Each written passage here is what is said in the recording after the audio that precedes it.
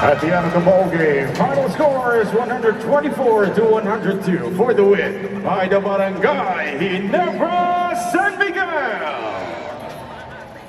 Magandang gabi po, maraming salamat sa pagtangkilik sa inyong PBA Angat ang Laban!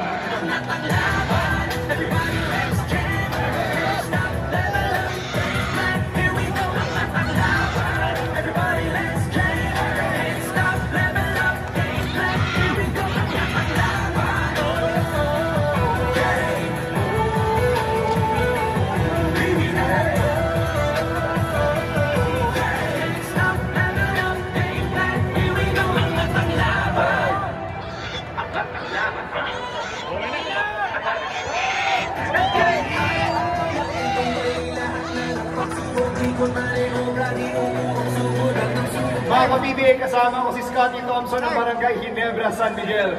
Scotty, markado ba itong game na to against Rain or Shine after yung loss niyo sa kanila sa Candon? Hindi na wala. Talagang gusto na namin namin.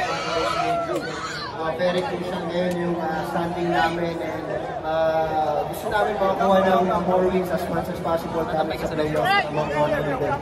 And yun lang, sana magtuloy-tuloy tough game, makabalik siya agad sa amin kasi very crucial sa amin sa rotation namin. Yun. Scotty, ano may tawa mo? Nandiyan palagi at maraming salamat. Of course, sa mga anak ko,